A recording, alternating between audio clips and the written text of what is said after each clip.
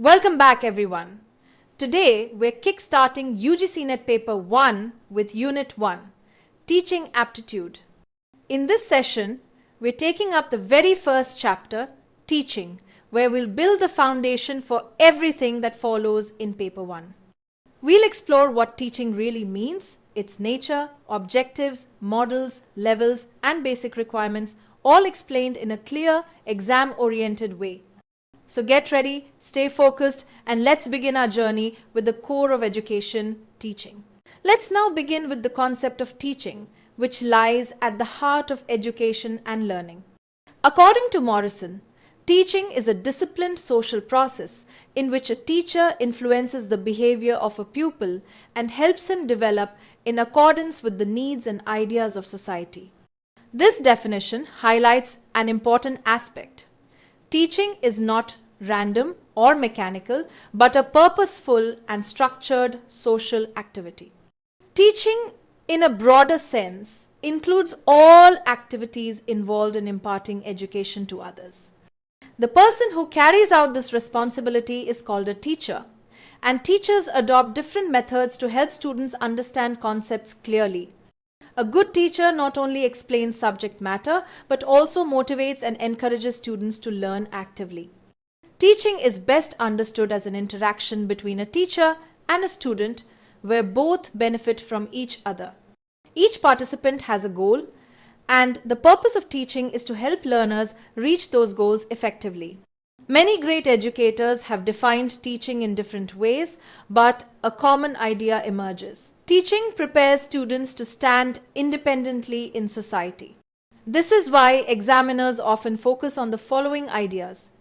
Teaching provides guidance and training. Teaching includes both formal and informal education. And teaching is an art of imparting knowledge effectively. These ideas have appeared in exams, so they deserve special attention. When we look at teaching as a process, it is often described as triadic in nature.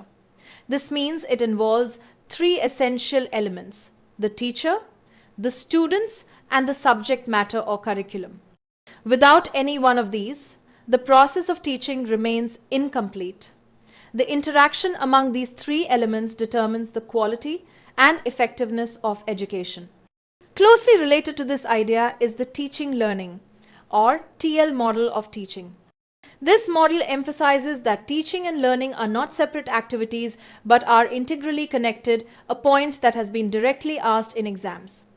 The TL model focuses on interaction between the teacher and the learner, encourages feedback to improve learning outcomes, and promotes active participation rather than passive listening. It integrates instruction with learner-centered strategies, ensuring that teaching adapts to the needs of learners instead of forcing learners to adapt to rigid methods. To understand teaching more clearly, we now move to the modalities of teaching, beginning with conditioning. Conditioning focuses on habit formation through repetition and reinforcement. It works by linking specific stimuli with desired behavioral responses and is especially useful for basic skills and routine tasks. Learning here is largely based on rote repetition, and reinforcement ensures retention.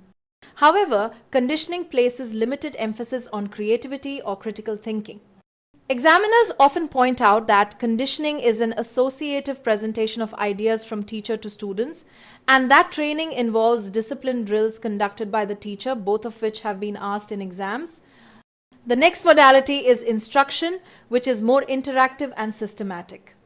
Instruction involves step-by-step guidance and encourages active interaction between teachers and students. Through questioning, discussion, and feedback, instruction helps learners understand processes and concepts clearly. This method is particularly effective for procedural knowledge and structured learning. An important exam-tested idea here is that instruction is an active interchange of ideas between teacher and students, and when teaching is viewed as a continuous process, instructional methods require constant participation and interaction from both sides. Finally, we arrive at indoctrination, which represents a very different approach. Indoctrination involves the one-way imposition of beliefs, values, or ideas from the teacher to the students, with little or no scope for questioning. This definition has been directly asked in exams. Indoctrination may be used in certain moral or cultural contexts, but it discourages intellectual independence and critical inquiry.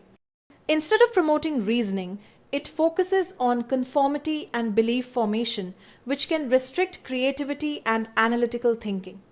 This is why indoctrination is often contrasted sharply with teaching in educational theory. Let us now understand the nature of teaching, which helps us grasp what teaching truly involves beyond classroom routines. Teaching and learning are not isolated activities. They are deeply interrelated processes that continuously influence one another. The ultimate aim of teaching is to bring about positive transformation in learners, not just in terms of knowledge, but also in attitude, behavior, and skills. Teaching involves imparting knowledge, instructing how to do something, and enabling learners to understand ideas through examples and experience. At the same time, learning itself is a lifelong process because there is no final limit to acquiring or enriching knowledge. The primary function of teaching is to impart knowledge and develop understanding and skills. During this process, individuals communicate with one another by exchanging ideas and learning from shared experiences. Teaching follows a systematic approach where the learner, teacher, curriculum, and other variables are organized in a planned manner to achieve predetermined goals. In essence, teaching includes all activities related to providing education to others, whether inside or outside formal institutions. An important exam-focused distinction highlights that teaching is a social act, whereas learning is a personal act. Teaching is often compared to selling, while learning is compared to buying, an analogy that has been asked in exams. In teaching, influence is directed toward the learner and the learning process, whereas in learning, the influence is primarily directed toward oneself. Learning often moves in a single direction, shaped by personal effort and internal motivation. Another important point to remember is that good teaching is not restricted to formal classrooms. Teaching can occur in informal, interactive, and experiential settings as well. And effective teaching always adapts to learners' needs instead of rigidly following formal structures, a concept that examiners frequently emphasize. To understand teaching more clearly, we now look at the concepts of teaching. The word teaching is derived from to teach, which essentially means to instruct. Teaching is the act of making something known to another person, a deliberate effort to share understanding. Educational thinkers have explained teaching using different models. According to John Adams, teaching is a bipolar process, meaning it involves two elements, the teacher and the student. This is referred to as the narrow meaning of teaching. In a broader sense, teaching is described as a tripolar process where learning takes place through the interaction of the teacher, the student, and the curriculum or society. This broader view recognizes that learning does not occur in isolation, but is shaped by social and cultural contexts. Understanding these conceptual models helps us see teaching as both a direct interaction and a socially embedded process. Now let us move to the objectives of teaching, which define why teaching is carried out in the first place. One major objective is to bring about desired changes in students' attitudes, shaping their behavior and conduct in positive ways. Teaching aims at the acquisition of knowledge and the improvement of learning skills so that students become independent and effective learners. It also plays a role in the formation of beliefs and helps individuals grow into socially responsible and efficient members of society. From an academic perspective, teaching focuses on multiple learning outcomes. Knowledge remains central, not just textbook knowledge, but also the ability to recall and recognize information. Teaching promotes understanding, enabling learners to grasp meaning rather than memorize facts. It also encourages application, where knowledge is used in practical situations. Along with this, teaching helps develop skills, interests, attitudes, and values that shape holistic development. In educational planning, learning objectives refer to the intended learning outcomes, and this concept has been directly asked in exams. Closely linked to this is motivation, which acts as the driving force behind students' engagement, commitment, and persistence in learning. Motivation becomes especially important in self-directed learning, as highlighted in exam-oriented discussions. Let us now move to an extremely important area in teaching learning theory, the models of teaching. A model of teaching can be understood as a planned way of creating environmental conditions that encourage students to interact in specific ways, leading to desirable changes in their behavior. In other words, teaching is not just about delivering content, it is about designing learning environments that help learners learn how to learn. In fact, one key exam-focused idea clearly states that the core of the teaching process lies in arranging environments in which students can interact and study how learning takes place. A model of teaching describes the complete learning environment, its structure, the processes involved, and the outcomes expected. It also includes the teaching behaviors adopted by the teacher to guide learning. These ideas have been directly asked in exams, so remember that a teaching model is not just a method, but a comprehensive framework that connects teacher actions, learner responses, and learning results. Before exploring specific models, it is useful to understand three important terms: pedagogy, andragogy, and heutagogy. Pedagogy refers to the art and science of teaching children or dependent learners. Andragogy deals with facilitating learning among adults who are relatively self-directed. Heutagogy goes a step further and focuses on self-determined learning, where learners take full responsibility for what and how they learn. We begin with the pedagogy model of teaching, which mainly applies to children and adolescents. In this model, the learner is largely dependent on the teacher.